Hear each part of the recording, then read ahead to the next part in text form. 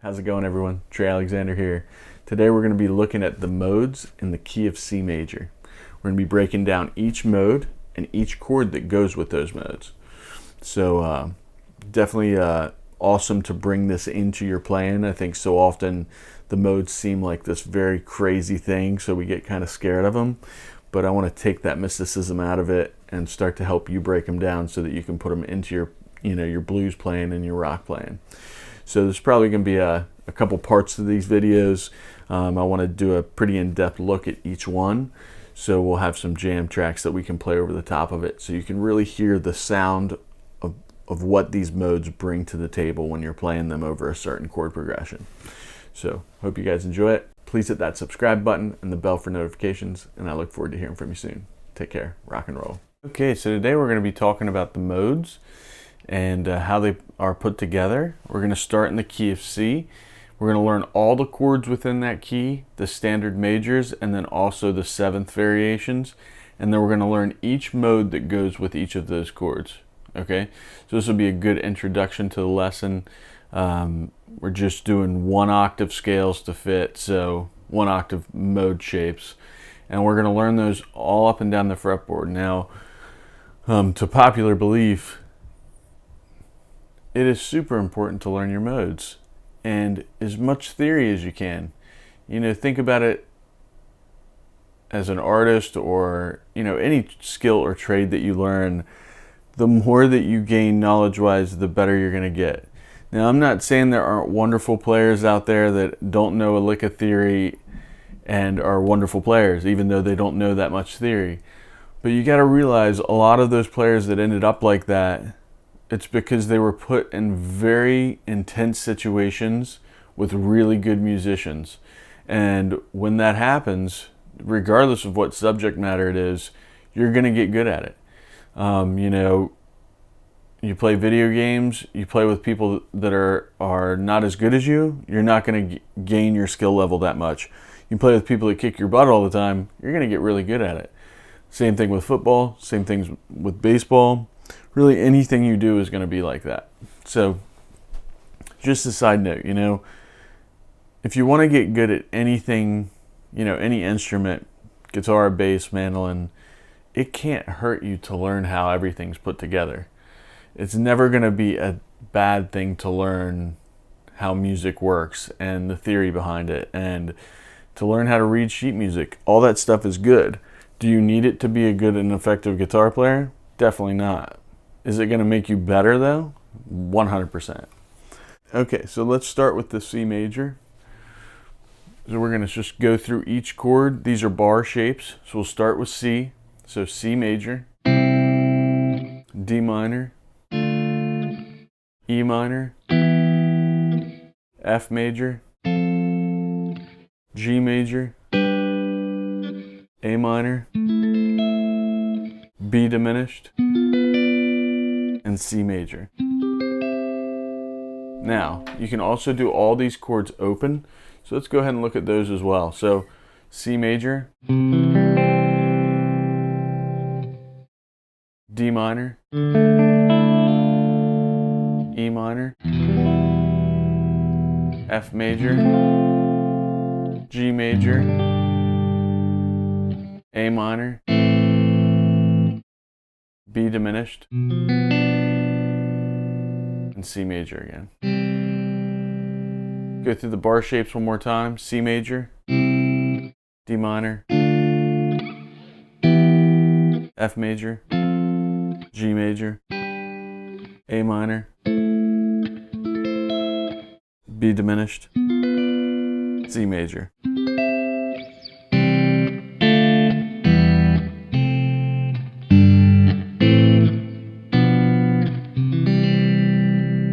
Okay, so there's your 7 shapes. Those are the 7 chords. Okay, now let's put a shape on the guitar for it. So first one's going to be C to C, that's Ionian. So 3-5 on the A string, 2-3-5 on the D string, 2-4-5 on the G string. That's over a C major. Next one's going to be over the D minor chord. This is going to be D Dorian. This is 5/7 on the A string, 3/5/7 on the D string, 4/5/7 on the G string.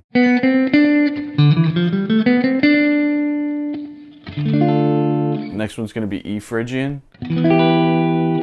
7/8/10 on the A string, 7/9/10 on the D string, 7/9 on the G.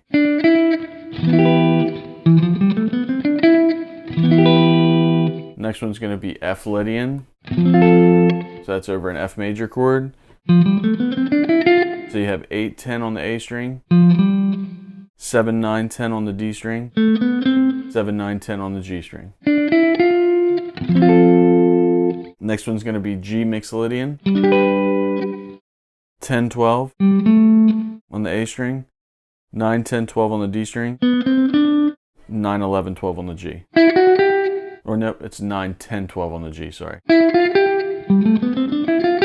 So 10/12, 9/10/12, 9/10/12.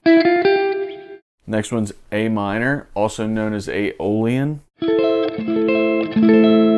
So this is going to be 12/14/15 on the A string, 12/14/15 on the D string, 12/14 on the G.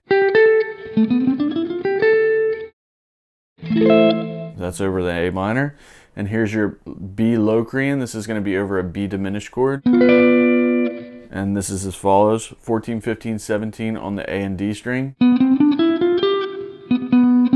14/15/17 on each of those strings, so the A and the D, and now 14/16 on the G. And then back to C major, which is the same exact shape as down here. So 15/17, 14/15/17 on the D, 14/16/17 on the G. So what I want you to do, and I think it's super important that you do this, is to learn all of those just like that. So you play the chord and then you play the mode and memorize this. It's only 7 shapes.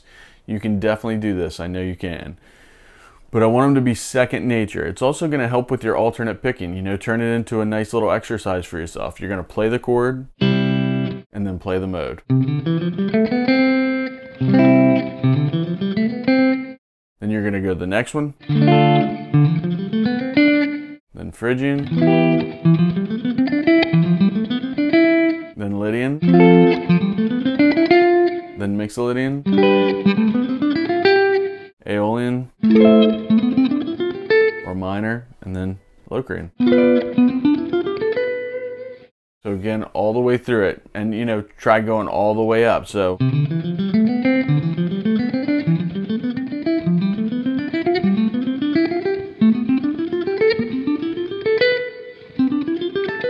and then maybe try going back the other way.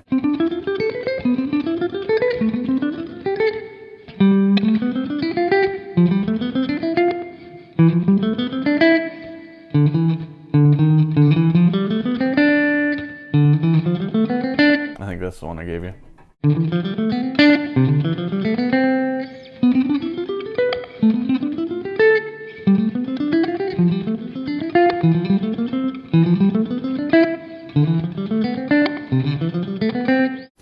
Now the reason why you're going to do this, you know, is really to get a feel for what they sound like. You know, when you play the chord and then play the mode, you're going to get an idea for how it sounds against that chord, and that's the most important part of this. So you can hear that sounds different than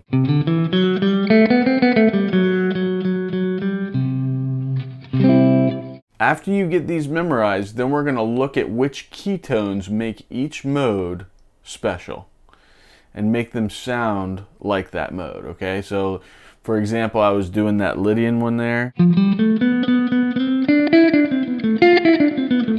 Against a major scale, what makes it different is that sharp 4. And that sharp 4 has this really dreamy, alien kind of sound. So,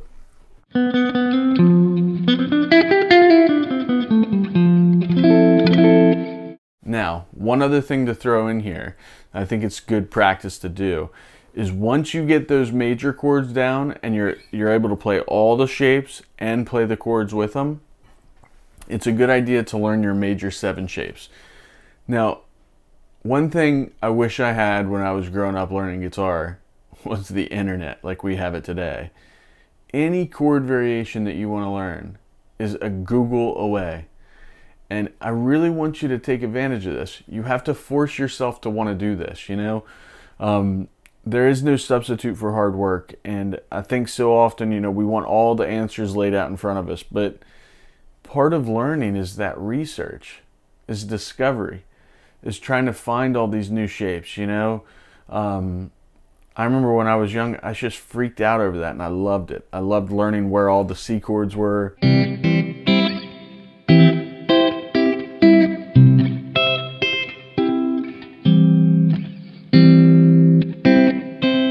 I always thought that was so cool, you know? And each of those chord variations has a different sound and a different quality to it that will ring your ear a different way, right? So the same thing applies when I tell you a chord to learn. Force yourself, sit down, and go online and try to find all the places that you can play them. So first one we did was C major. Now I also want to test you to go ahead and try to learn the 7th variations of these. So C major 7th, D minor 7th, E minor 7th, F major 7th, G dominant 7th, A minor 7th, and this one we'll keep as a B diminished. We could also do B minor 7 flat 5.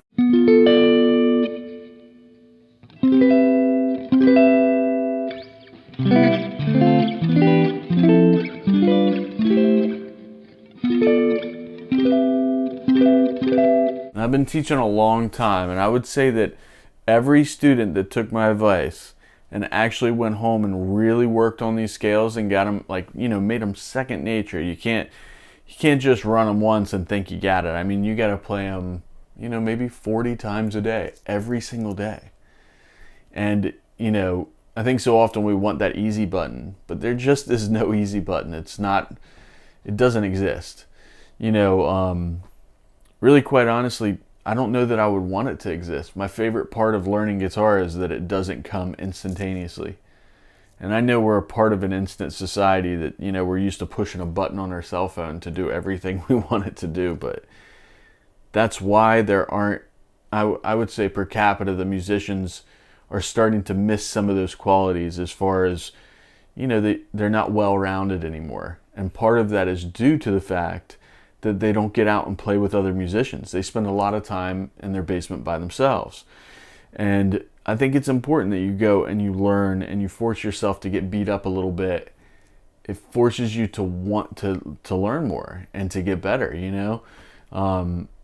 Just like when you were a kid and you played sports or you did a video game with somebody and they beat your butt, it kind of gave you that drive to want to get better at it. I think that's a super important thing and a super important quality to making a great guitar player, is that extra drive to want to get better all the time. So again, through these chords, we have C major 7, D minor 7, E minor 7, F major 7, G dominant 7, A minor 7, B minor 7 flat 5, and C major 7 again. So one more time through all the modes: C Ionian, D Dorian, E Phrygian, F Lydian, G Mixolydian, A Aeolian, also known as our natural minor or our relative minor, B Locrian, and back to C Ionian. C Ionian is also known as our relative major. So remember, you have a relative major and a relative minor.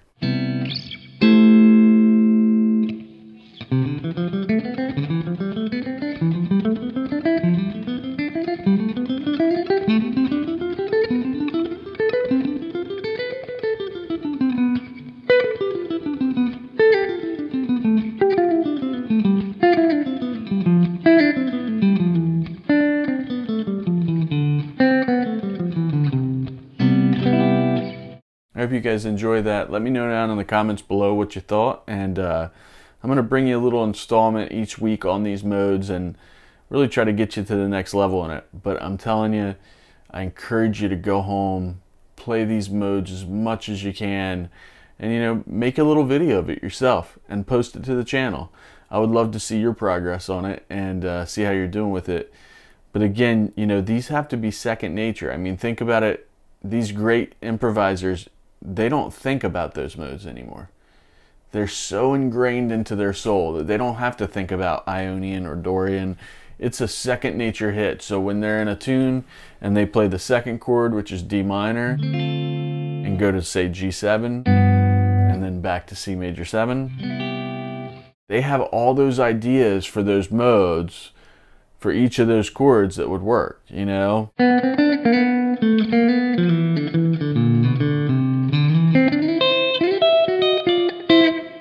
So there's so much you can do with it, obviously, and a lot of cool licks come from just the straight modes, playing straight across them.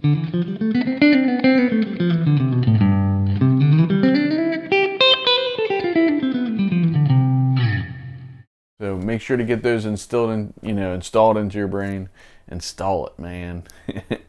But I hope you get better at it, and let me know your progress and in the comments down below what you thought of the lesson, and would love to help out more with this. So if you have any questions, just hit me up and let me know. Cool. We'll keep working hard on this, and until next time, take care. Rock and roll.